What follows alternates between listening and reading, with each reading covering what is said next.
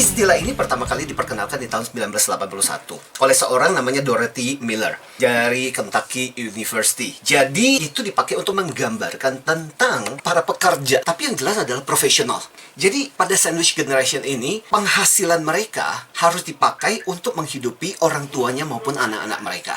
Tetapi kemudian yang disebut dengan anak-anak mereka itu tidak selalu harus anak kandung. Bisa jadi anak saudara, dia sendiri tidak berkeluarga, tapi penghasilan apa yang dia peroleh harus ikut menghidupi anak dari saudara-saudaranya. Jadi istilah awalnya banyak dikaitkan dengan masalah penghasilan sebenarnya. Tapi pada kesempatan ini kita nggak mau bahas mengenai itu.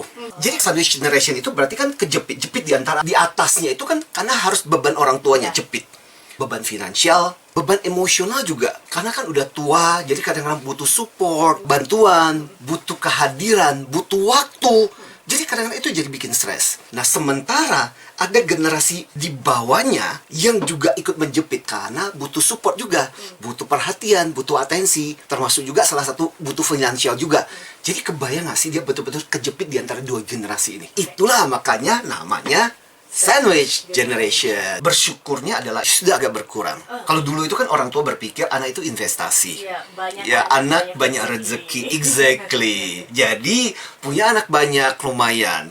Ketika mereka bertumbuh, ketika mereka besar nanti, ada yang menghidupi kita. Nah, itu juga menjadi salah satu yang memicu munculnya sandwich generation ini. Kayak misalnya di US, rata-rata 47% pekerja yang memasuki usia 40-50 tahun, itu masih harus menanggung orang tua mereka yang usianya 65 tahun ke atas. Kalau di negara-negara barat, ini menjadi sesuatu yang sangat serius. Beruntungnya, kita di negara timur, termasuk Indonesia, punya agak sedikit value yang berbeda tentang orang tua. Dan itu menolong. Bahkan ada beberapa di antara kita yang merasa bahwa, ketika aku bisa membiayai orang tua, justru itu adalah sebuah kebanggaan yang luar biasa bahwa aku bisa menghidupi orang tuaku, aku bisa membalas budi untuk orang tuaku. Saya jadi teringat dengan kisahnya Ronaldo. Ronaldo hidup bersama dengan Maria Dolores. Maria Dolores is the mother. Itu kisahnya sampai viral di mana-mana kok.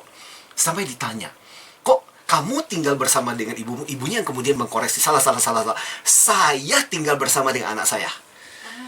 Terus ditanya kan Ronaldo, why? Menanggung ibunya. Kan dia bisa kasih rumah dan sebagainya. Ronaldo kemudian bilang, it's because my value. Jadi ceritanya Ronaldo itu kan sebenarnya anak yang nyaris mau diaborsi. Dan ayahnya tidak pernah menjalankan perannya.